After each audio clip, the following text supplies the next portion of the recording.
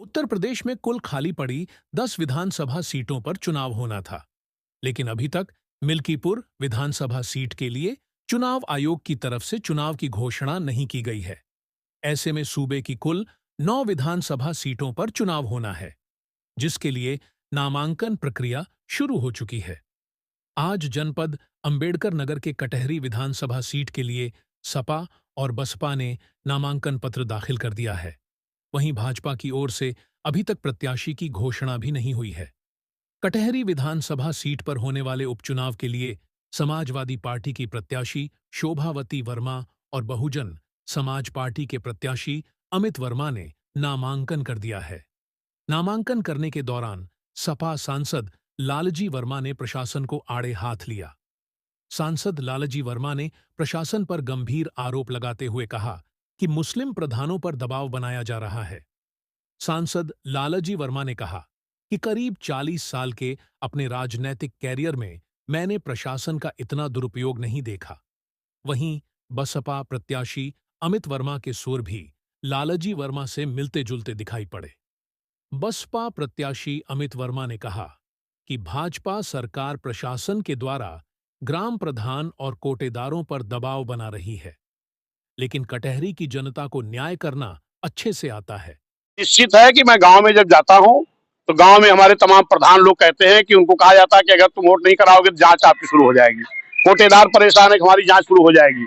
यहाँ तक कि सरकारी कर्मचारी जो लाखों नौकरी मान्य बहन जी के द्वारा सफाई कर्मी दिए गए हैं, उनको भी कहा जाता है कि भीड़ ले आओ वरना आपको सस्पेंड कर दिया जाएगा। इस तरीके का दबाव बनाया जा रहा है। यहाँ तक कि जिस दिन माननीय योगी जी आपके भीटी में आए थे, उस दिन बहुजन समाज पार्टी भी अपने प्रत्याशी घोषणा करने के लिए हमने कार्यक्रम रखा था।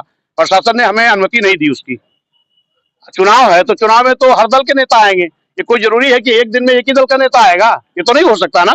ये हमेशा हुआ है, अगर चुनाव हो रहा तो हर दल के नेता आएंगे और प्रशासन को परमिशन देना चाहिए। प्रशासन लगभग 44 साल का मेरा राजनीतिक जीवन है और 1991 से मैं स्वयं चुनाव लड़ रहा हूँ।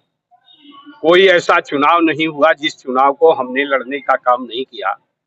कभी भी किसी भी जिलाधिकारी या प्रशासन द्वारा इस तरह से टुकड़ी टुकड़े में प्रधान को, कोटेदार को, शिक्षक को बुलाकर टेरराइज करना और इस बात को कहना कि मुस्लिम समाज के जो प्रधान आते हैं कि या तो आप वोट डालिए तो कमल पर डालिए, अन्यथा आप वोट डालने न जाइए, इस तरह का जो धमकी देने का काम कर रहे हैं। हमें पूरा विश्वास है कि अंबेडकर नगर की महान जनता कि जब जब भी प्रशासन के द्वारा जाति की गई है, जनता उसका मुंहतोड़ जवाब देने का काम किया है।